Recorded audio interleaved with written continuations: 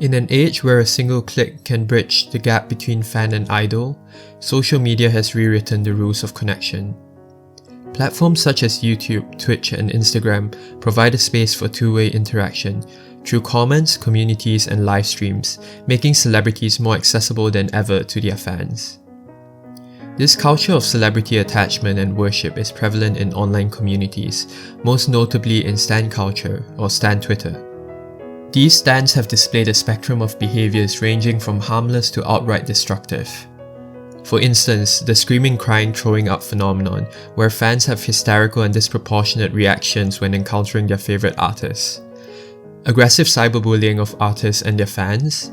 Sending death threats and doxing music critics, where a magazine opted to omit identifying information from a critical review of Taylor Swift's album entirely to protect their writers.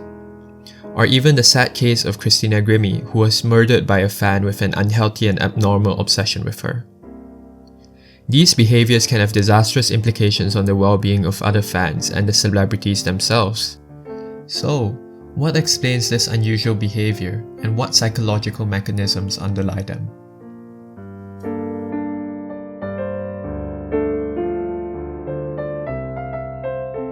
Parasocial relationships have been historically categorized as illusionary and one-sided affairs.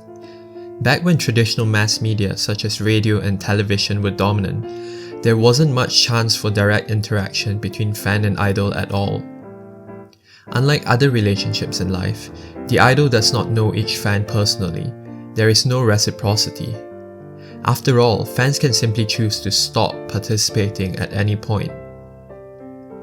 In the modern era, especially with how connected everyone is online, these rules become less applicable. The persona a celebrity portrays to their audience, as is the case with traditional media, is less definitive with influencers who are literally on your phone, in your pocket. The conversational styles as seen on TikTok, with their own trends and Gen Z lingo, make the influencer more relatable, blurring the line between performance and personality.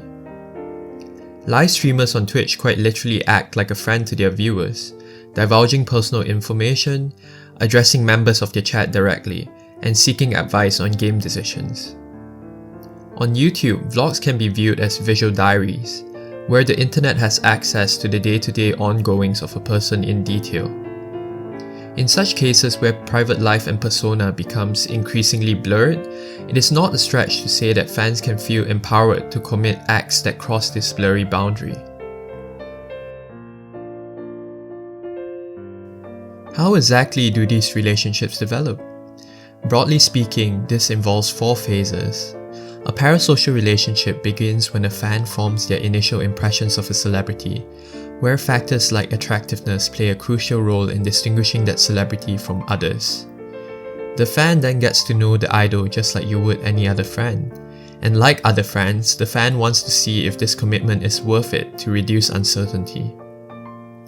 After this, the relationship intensifies and there is a desire for more intimacy. The fan will increasingly turn to the influencer for entertainment and encouragement. Finally, a special bond develops between the fan and idol in the integration phase, and the celebrity becomes an integral part of the individual's identity. Another factor that can influence the formation of parasocial relationships is one's attachment style. This theory outlines how we act in our relationships, characterized by our own self-esteem and trust in others. Most notably, individuals who have low self-esteem but high trust in others are more likely to engage in parasocial behavior in order to fulfill their desire for intimacy and need to relate with others. After all, fandom can provide a sense of community for their members, especially during the COVID-19 pandemic, acting as a functional social alternative in the absence of physical interaction. Indeed, much good can come out of parasocial relationships, such as reducing prejudice towards mental health and advocating for social justice. For example, fans of Robin Williams had favorable attitudes towards depression and were more inclined to seek out treatment after his suicide. Fan activism has also played a positive role in the Black Lives Matter movement by flooding outright Twitter hashtags with unrelated images of their favorite idols, though some media commentators have warned that these actions are performative in nature. As more and more of our social interactions take place online, the impact and potential for parasocial engagement will continue to grow. This is not necessarily a bad thing, but caution must be exerted, for it is only when the parasocial relationship becomes a substitute for autonomous social participation, when it proceeds in absolute defiance of objective reality, that it can be regarded as pathological.